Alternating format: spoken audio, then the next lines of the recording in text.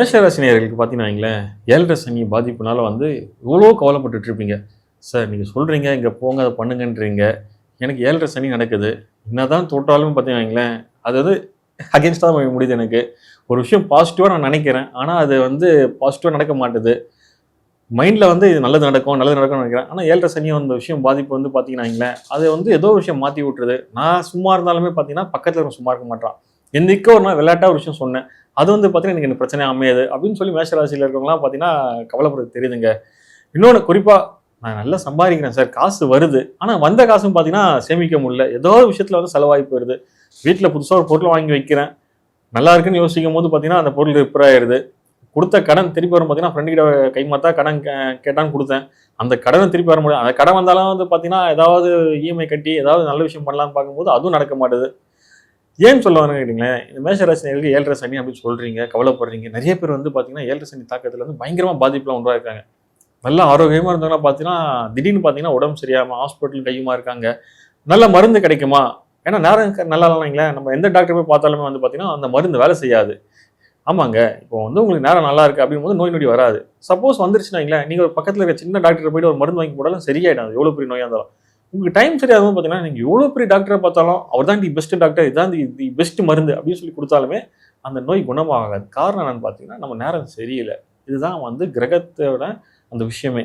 அதுவும் பார்த்தீங்கன்னா, சனின்றவன் யாரு பார்த்தீங்கன்னா வந்து கர்மகாரகன், நீதிமான். நம்ம பண்ண அந்த கர்மா இருக்குல்ல, அந்த கர்மா தான் நம்ம இன்னைக்கு அனுபவிச்சுட்டு இருக்கோம். நீங்க நல்லவர் தான் சார். நான் யாருக்கும் எந்த தீங்கு நினைக்கல. நான் ரொம்ப நல்லவன் சார்.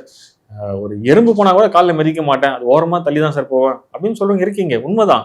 ஆனா, நம்ம முன் ஜென்மத்துல அந்த மாரி நம்ம இருந்தோமா? அது நமக்கு தெரியுமா? தெரியாதுல்ல. அதுதான் ஜாதகத்துல கர்மாவா வந்து அமைஞ்சிருக்கு. ஸோ, இத கிளியர் பண்றதுக்கு என்ன வழி சார்? நீங்க சொல்றீங்க மேஷ ராசியிலலாம் கஷ்டப்படுறீங்க. அப்படின்னும்போது நீங்க ஜீவசமாதிக்கு சொல்றீங்க. எந்த ஜீவசமாதிக்கு போறது? எப்படி போறது? எப்போ போறது? ஸோ கரெக்ட் தாங்க. நீங்க எந்த ஜீவசமாதிக்கு போணும்? எப்போ போணும்? அப்படின்னும்போது கமெண்ட் செக்ஷன்ல கேளுங்க. நீங்க எந்த ஊர்ல இருக்கீங்க?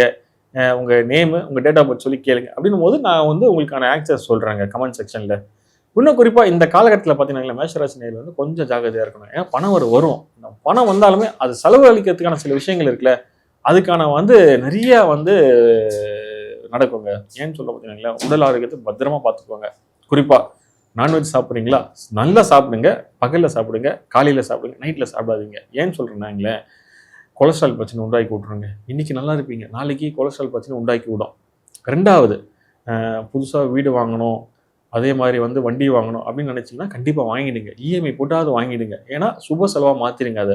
நீங்க வந்து காசு சேர்த்து வச்சிருந்தீங்கன்னா, தேவையில்ல விரைய செலவா தான் மாறும். புதுசா ஏதாவது ஆல்டரேட் பண்றீங்க வீட அப்படின்னும்போது கண்டிப்பா பண்ணுங்க. இல்ல வீடு கட்டுறீங்க அப்படின்னும்போது கொஞ்சம் வாஸ்து பார்த்து கட்டுனீங்கன்னா, ஃபியூச்சர்ல நல்லா இருப்பீங்க. 2வது இன்னொரு விஷயம், முக்கியமான விஷயங்க. திருமணம் ஆகல, 7:30 சனின்னு சொல்லி கவலைப்படாதீங்க. சித்தரை ஜீவ சமாதிக்கு போங்க. அங்க போக போக பார்த்தீங்கன்னா, இந்த சனியோட பாதிப்பு குறையும். ஏன்னு சொல்றேனுங்களேன், என் அனுபவத்துல வந்து சொல்றேங்க. மேஷராசியில ஒரு நண்பர் ஒருத்தர் பார்த்தீங்கன்னா வந்து ஈரோட்ல இருக்காரு. 2K கிட்ஸ் தான் அவரு. இயர்லி 2K கிட்ஸ் அவருக்கு. திருமண வயசு தான். இந்த மாரி என் பையனுக்கு வந்து நிறைய இடத்துல ஜாதகம் பார்க்குறோம். இதுவும் அமைய மாட்டுது. சிலர் என்ன சொல்றாங்க, 7:30 சனி போயிட்டு இருக்கு. இப்ப கல்யாணம் பண்ணாதீங்க அப்படின்னு சொல்றாங்க. கரெக்ட் தான்மா. வேற என்னம்மா பண்ண சொல்றீங்க? இல்லைங்க, இத விட்டா வயசு போச்சுன்னா அடுத்து வந்து இவனுக்கு அடுத்து பார்த்தீங்கன்னா தம்பிங்க இருக்காங்க. இன்னொரு தங்கச்சி இருக்கு அப்படிங்கும்போது தள்ளி போயிடும். என்ன பண்றது தெரியல அப்படின்றாங்க. உண்மதான். ஸோ நீங்க சித்தர் ஜீவ சமாதிக்கு போங்க. அங்க போனா சனியோட தாக்கம் குறையும். சிலர்லாம் பார்த்தீங்கன்னா 7:30 சனியில கல்யாணம் ஆயிருக்குங்க.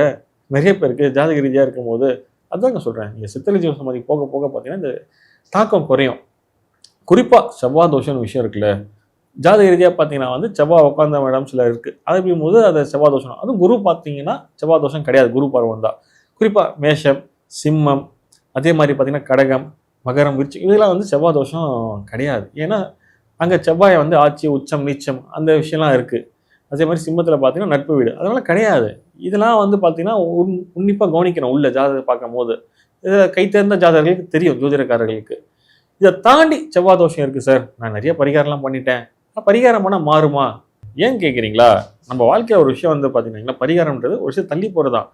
அது வந்து நம்ம வாழ்க்கையிலேருந்து மாறி போறது கிடையாது. இப்போ தலைவலின்னா ஒரு மாத்திரை போடுறோம், தலைவலி போயிடும். திருப்பி அந்த தலைவலி வந்துரும்ல. வரக்கூடாதுல்ல. மாத்திரை போட்டா தலைவலி நின்றுடும்ல. அதானே ரூலு. ஏன் தலைவலி திருப்பி வருது? அதுதான் பரிகாரம். நீங்க இதே சித்தர் ஜீவ சமாதி போகும்போது பார்த்தீங்கன்னா, அந்த ரூட் காசஸ்லேருந்து பண்ணுவாங்க. அதாவது நீங்க சித்தர் ஜீவ சமாதி போகும்போது தான் உங்களோட கர்மாவோட அந்த அடிப்பகுதியிலேருந்து பார்த்தீங்கன்னா, எல்லாமே வந்து சரியாகுங்க. ஏன்னா, அங்க போக போக தான் அந்த கர்மா கழியும். அதனால மேஷ ராசியில இருக்கலாம் பார்த்தீங்கன்னா, ரொம்ப கவலைப்படாதீங்க. உங்க நியர்பைல இருக்க ஜீவ சமாதிக்கு போங்க. அங்கே போனீங்கன்னா உங்களுக்கான விஷயம் கண்டிப்பாக கிடைக்கும். இன்னும் குறிப்பாக சிலருக்கு வந்து பார்த்தீங்கன்னா அக்யூரேட்டாக இந்த சித்தரை தான் போய் வணங்கணும், இது யார் அப்படின்னு சொல்லும்போது உங்கள் ஜாதகம் பார்க்கும்போது தான் இந்த ஜீவசமாதிக்கு போனால் உங்களுக்கான பிரச்சனை தீரும். இதுதான் உங்களோட குருன்றது யாருன்றது சொல்ல முடியாதுங்க. ஜாதகத்தை பார்த்து இவர் தான் உங்கள் குரு, நீ இந்த சித்தரை பிடிச்சிக்க அப்படின்னு சத்தியமாக சொல்ல முடியாது, யாராலும் சொல்ல முடியாது. ஏன்னா குருன்றவர் பார்த்தீங்கன்னா மறைப்பொருள். நம்ம ஒரு இடத்த தேடி போக போக தான் நம்ம குருவை தேட ஆரம்பிச்சோம்னா குரு நம்மளை தேடி வந்துடுவார். இதுதான் சித்தரோட ரகசியமே.